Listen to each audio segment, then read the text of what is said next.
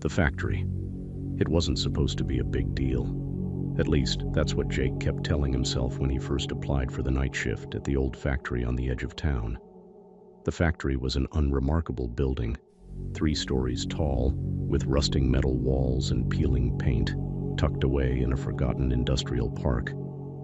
It had been around for decades, though it had changed hands more times than Jake cared to count. Most of the workers who'd been there for any length of time had long since left, often under strange circumstances. The ones who remained didn't talk much, but Jake was desperate for a job. And when he saw the ad for night shift workers, he thought it would be just like any other factory gig. A way to make a living, something to get him by while he figured out what he was going to do next. He didn't think twice. On his first night, Jake showed up at 10 p.m. He was greeted by an older man named Don, who was tall and gaunt, his eyes sunken and hollow, as though he hadn't slept in years. His handshake was firm, but his grip lingered for a moment too long. "You'll be working in the back room," Don said, his voice low and raspy, like he hadn't spoken much lately. "Just keep your head down. Don't ask too many questions. Do your job, and you'll be fine." Jake nodded, trying to shake off the unsettling feeling that crept up his spine as Don turned and led him to the factory floor. The factory was enormous, dull, oppressive, with rows upon rows of old machines. Some of them were clearly outdated, their metal surfaces scuffed and worn, while others looked completely modern. But the whole place seemed off, silent in a way that a factory shouldn't be. There was no hum of machinery working in unison, no clatter of production. Instead, the air was thick, with an almost suffocating stillness. The only sounds were the faint, distant clinks of metal and the occasional creak of the building settling. Jake's job was simple. He was to monitor the machines that worked. Through the night, making sure everything was running smoothly and check that nothing was malfunctioning. It seemed straightforward, but as the hours passed, Jake began to notice things. Small things. Unsettling things. At first, it was the temperature. The factory was freezing, even though it was the middle of summer. He found himself shivering, wishing he'd worn a heavier jacket. There were no windows in the back room, but there were air ducts overhead, and occasionally he thought he heard faint sounds coming from them, like scratching or scurrying, but when he looked, there was nothing there. Then, there was the smell. At first, it wasn't noticeable, just a faint metallic scent, like iron or rust. But as the night wore on, the smell grew stronger, almost pungent. It was the kind of smell that made the back of your throat burn, like something was rotting in the walls. Around midnight, Jake noticed something even stranger. He was walking down one of the aisles when he saw a figure at the far end of the room. A man, dressed in the same worn uniform as the others, but with a strange, jerky gait, like he wasn't quite walking right. He was moving slowly, dragging his feet, and when he turned toward Jake, his face was pale, his eyes hollow and empty. Jake froze, staring at him, unsure of what he was seeing. The man's eyes seemed to lock onto his, and then, without a word, he turned and disappeared into one of the dark, unlit corners of the factory. Maybe I'm just tired, Jake thought. I've been up for too long. I need some rest. But when he checked the time, it was barely past midnight. He couldn't have been working for more than a few hours. Trying to shake off the unease, Jake continued with his rounds. But the figure wouldn't leave his mind. He found himself glancing over his shoulder every few minutes, half expecting to see that pale face staring at him from the shadows. As the night dragged on, the factory seemed to grow darker, somehow. The shadows deepened, stretching unnaturally across the floor, as though the building itself was breathing, shifting. The hum of the machines seemed to grow louder, though no one had turned them on. The feeling of being watched was overwhelming. And then, at around 3 a.m., it happened. He was walking past a row of machines when he saw something move out of the corner of his eye. He He turned, his heart racing, and saw a man, a real man this time, or at least he thought he was, standing in front of one of the machines. He was wearing the same worn-out uniform as the others, but his eyes were wide, frantic. The man didn't speak, didn't acknowledge Jake at all. He was staring at the machine, his hands trembling as if he were afraid to touch it. Jake stepped forward, feeling a strange sense of responsibility, a need to help, even though he knew something was wrong. "Hey," Jake called out. "Are you okay?" The man didn't respond. He simply stood there, trembling, his eyes fixed on the machine. Jake moved closer, hesitant, but compelled to understand what was going on. Then, without warning, the man suddenly jerked to life, his body convulsing in a way that was both unnatural and disturbing. He reached out toward the machine, his fingers brushing the metal. Bang! A loud noise echoed through the factory as sparks flew from the machine, lighting up the room in a blinding flash. Jake staggered back, blinded by the light, and when the flash subsided, the man was gone. The machine was still running, but there was no sign of the man. No blood, no body, just an empty floor where he had been standing. Jake stood there for a moment, frozen. His mind couldn't process what he'd just seen. Where did he go? What happened to him? That was when he noticed it. The faintest sound, barely audible at first, coming from the far corner of the room. It sounded like a whisper, or maybe a low murmur, but as Jake strained to listen, it became clearer. The whisper wasn't just one voice. It was many. Hundreds of voices, speaking, all at once. He didn't know why, but Jake felt compelled to walk toward it. His legs moved on their own, carrying him across the cold factory floor, past the humming machines, until he reached a section of the factory he hadn't been to yet. It was dark here, much darker than the rest of the factory, and it smelled worse, sour, like rotten meat. And there, in the corner, he saw it. A small door, almost hidden behind a stack of old crates. It was barely noticeable, but the whispers were louder now, coming from behind it. He couldn't resist. Jake reached for the doorknob, his hands trembling, his heart pounding. When he turned it and stepped inside, the temperature plummeted, and the smell became unbearable. The room was small, dimly lit by a single flickering light bulb. But it wasn't the room that made Jake's stomach churn. It was what was on the floor. It was a pile of bodies. At first, he thought they were mannequins, dismembered, twisted, deformed figures that had been piled up like garbage. But as he looked closer, he realized they were real, human bodies. Skin pale, eyes wide open, staring in terror, their mouths frozen in silent screams. And the worst part, they were all wearing the same uniform. Jake stumbled back, his breath caught in his throat. The whispers were louder now, rising to a deafening crescendo, as if the bodies were calling out to him, begging him to understand. That's when he heard it. Dawn's voice, cold and low, behind him. "You shouldn't have come here," Dawn said. "You shouldn't have looked. Now you'll never leave." Jake spun around, his heart racing. Dawn was standing in the doorway, his eyes wide and unblinking. And then, as if on cue, the lights flickered, and the factory around him seemed to come alive. The machines hummed, the walls groaned, and the whispers, the voices, grew louder, as if they were closing in on him. And that's the last thing Jake remembers. They found him the next morning, lying on the factory floor, staring up at the ceiling, his eyes wide with terror. But there was no sign of the bodies, no trace of the room, no trace of the whispers.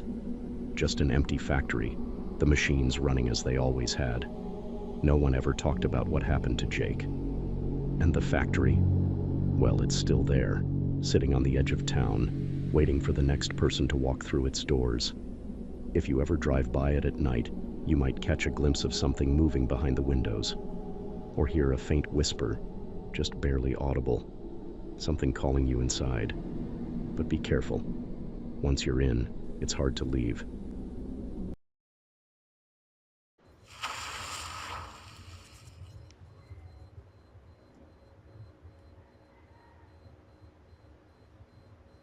In a quiet suburban neighborhood, there was an ice cream shop called the Pale Chill. It wasn't flashy, just a small pastel-colored building with a hand-painted sign, the kind of place that felt nostalgic and warm. Families stopped by after school, couples visited on dates, and older folks sat on the benches out front, reminiscing about simpler times.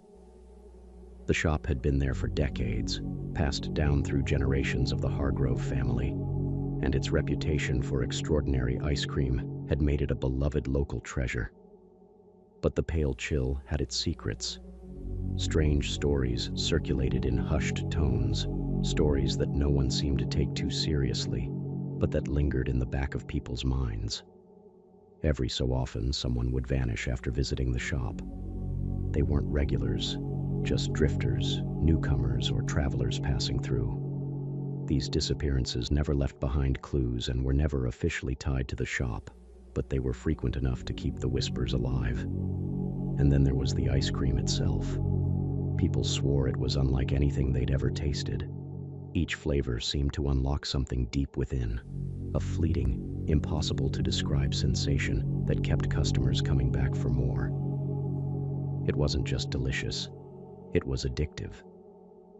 Jenna Wallace heard about the Pale Chill during her first week in town. She'd moved there for a new job and was still settling in when her co-workers brought it up. "You have to try it," one of them said with a dreamy expression. "The ice cream there, it's magic." Another added, "Once you taste it, you'll never want anything else." Jenna wasn't much of a dessert person, but their enthusiasm piqued her curiosity. A few days later, on a crisp autumn evening, she found herself standing outside the shop. The sign above the door swung gently in the breeze, and the sugary scent of waffle cones wafted through the air. Inside, the decor was charmingly retro, with checkered floors, red leather stools, and black and white. Photos of smiling customers lining the walls. Behind the counter stood an older man with a kind, slightly vacant expression. His name tag read, "Mr. Hargrove." "What'll it be?" he asked, his voice soft and raspy. Jenna scanned the menu. The flavors were handwritten on a chalkboard: Vanilla Bliss, Midnight Mocha, Honey Lavender, and others. But at the bottom, in faint, almost smudged writing, was a flavor called the Pale Chill. "What's that one?" she asked, pointing to it. Mr. Hargrove's face changed, just for a moment. His smile faltered, and something flickered in his eyes, something that looked like a warning. Then his expression softened, and he said, "It's a house specialty. Not everyone likes it, but those who do, they never forget it." Jenna hesitated, but decided to try it. He handed her a small cone, saying, "First one's on the house." The first lick sent a chill down her spine, but not from the temperature. The flavor was unlike anything she had ever experienced. It was sweet, creamy, and smooth. But there was something else, something almost metallic. As she ate, vivid memories surfaced, fragments of her childhood, long forgotten. She saw herself riding her bike on a sunny day, the warmth of the sun on her face. She remembered the smell of her grandmother's garden, the way her mother's laugh sounded when she was a child. The memories weren't just clear, they were overwhelming, as though she were reliving them. For a moment, Jenna forgot where she was, lost in the flood of sensations. When she came back to herself, she felt disoriented, almost dizzy. That night, the memories kept coming. As she lay in bed, more and more fragments of her past surfaced, moments she hadn't thought about in years. The next morning, she felt exhausted, as though she had spent the entire night reliving her life. At work, she told her co-workers about the experience, expecting them to find it strange. Instead, they nodded knowingly. "That's the Pale Chill for you," one said. "It's like it unlocks something in your brain. But how? Jenna asked. How can ice cream do that? Her co-workers shrugged. You're overthinking it, one said. Just enjoy it. But Jenna couldn't stop thinking about it. She returned to the pale chill the next evening, driven by a strange compulsion she couldn't explain. This time she noticed details she hadn't before. The photos on the walls seemed odd, not just old, but timeless. The people in them wore strange, dreamy expressions, their eyes unfocused. Mr. Hargrove greeted her with a smile that seemed almost too warm. Back so soon? He asked. She ordered the pale chill again. The memories that surfaced were sharper this time, more intense. She saw her father's face on the day he left their family, the way he hesitated at the door. She remembered the sting of betrayal from an old friend, the way it had hollowed her out. The sensations were almost too much to bear, but she couldn't stop eating. Over the next few days, Jenna's visits became an obsession. Each time she ate the ice cream, more memories resurfaced, but something else began to happen. She started to forget things. At first it was small, the name of a childhood friend, the melody of a song her mother used to sing, but soon it became more alarming. She couldn't remember where she'd put her keys or the password to her phone. Terrified, Jenna confronted Mr. Hargrove. "What's in the ice cream?" she demanded. He sighed, his expression heavy with something that looked like regret. "Memories," he said simply. "What do you mean?" He gestured toward the photos on the walls. "Memories have weight. They linger, even when we don't want them to. The ice cream, it takes some and gives others. It's a trade." Jenna's stomach dropped as she stared at the photos. She hadn't noticed before, but one of them looked eerily familiar. It was her. She tried to leave the shop, but something pulled her back. The craving for the pale chill was unbearable. She visited the shop again and again, each time losing more of herself, until one day, she simply disappeared. Weeks later, the shop seemed as cheerful as ever. A new photo appeared on the wall. Jenna, smiling faintly, her eyes glassy and vacant. Beneath her photo, the flavor, the pale chill, remained scrawled on the menu, as though nothing had changed.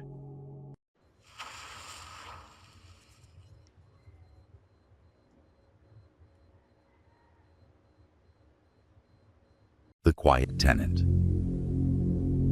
Claire was a 28-year-old graphic designer who had just moved into a cozy, albeit slightly run-down, one-bedroom apartment in a quiet neighborhood. It wasn't much, but the rent was affordable, and the landlord, Mr. Elwood, seemed nice enough, an older man with a soft voice and kind eyes. The building was old, and the walls were thin, but Claire didn't mind. She was excited about the independence her new place offered.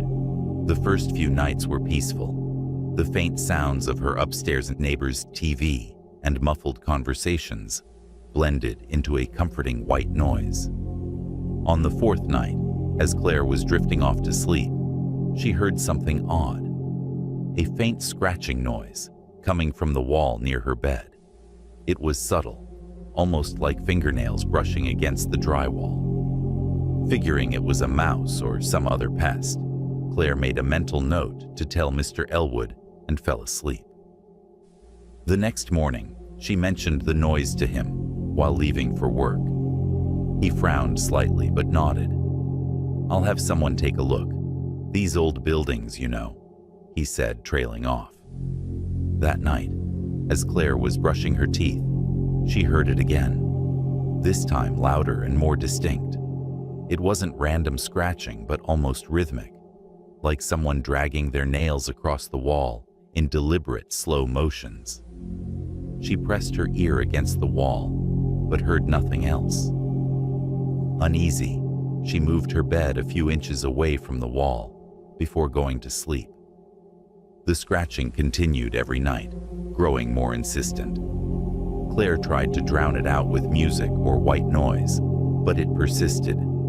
It was always at the same time.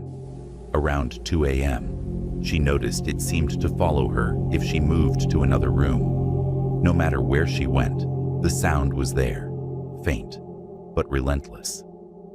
After a week, she called the landlord again. Mr. Elwood looked concerned when she explained. "Are you sure it's not just the pipes? This place can be creaky." "I know what pipes sound like," Claire snapped, frustration edging into her voice. "This is different." Reluctantly, Mr. Elwood said he'd send a maintenance worker the next day. That night, the scratching turned into something worse, a faint whispering. Claire couldn't make out the words, but it was undeniably a voice. She bolted upright in bed, heart racing, and turned on every light in the apartment. "Hello?" she called, her voice trembling. Silence. The next day, she stayed home to meet the maintenance worker. The man, a wiry guy named Joe, seemed unfazed when she described the noises. "Probably raccoons in the walls," he said. "Happens more than you'd think." Joe knocked on the walls, listening intently, but after an hour of searching, he found nothing. "No signs of pests," he said with a shrug. "Let me know if it keeps happening." That night, Claire was terrified to sleep. She stayed up with her laptop, scrolling through forums about phantom noises in old buildings. Around 2 a.m., the whispers began again, more distinct this time. It wasn't just one voice, it was several, overlapping in a low, unintelligible murmur. And then she heard it, a single, clear word. Claire. Her blood ran cold. She bolted out of bed, grabbed her phone, and called Mr. Elwood. When he picked up, she blurted out, "There's someone in the walls." "Calm down," he said, though his voice was tense. "I'll be right there." Minutes later, Mr. Elwood arrived with a flashlight and tools. He examined the walls while Claire hovered nearby, clutching a kitchen knife. At one point, he paused and pressed his ear against the drywall. "I hear it," he whispered. Claire's stomach dropped. "What is it?" Mr. Elwood didn't answer. Instead, he pried open a section of the wall. Dust and plaster rained down, and Claire stepped back, covering her mouth. As the hole widened, a horrible stench filled the room, a mix of mildew and something far worse. And then they saw it. A crawl space, just wide enough for a person, ran between the walls. Inside, there was a filthy sleeping bag, empty food wrappers, and an old, grimy notebook. Claire's heart pounded as she realized someone had been living there, watching her through tiny holes drilled into the walls. Mr. Elwood reached for the notebook, his hands trembling. As he flipped through the pages, his face turned pale. He handed it to Claire, without a word. The pages were filled with crude sketches of her, sitting on the couch, brushing her hair, sleeping. Beneath each drawing were rambling notes. "She's so beautiful. She doesn't know I'm here. I'll make her see me." Claire felt like she was going to be sick. "How long?" Mr. Elwood shook his head, his expression haunted. "I don't know, but I'm calling the police." The police arrived and searched the crawl space but found no one. They suspected the squatter had escaped through an access point in the building's basement. Claire packed her belongings and left that same night, vowing never to return. The landlord sealed up the crawl space, but months later, new tenants began reporting strange scratching noises in the walls.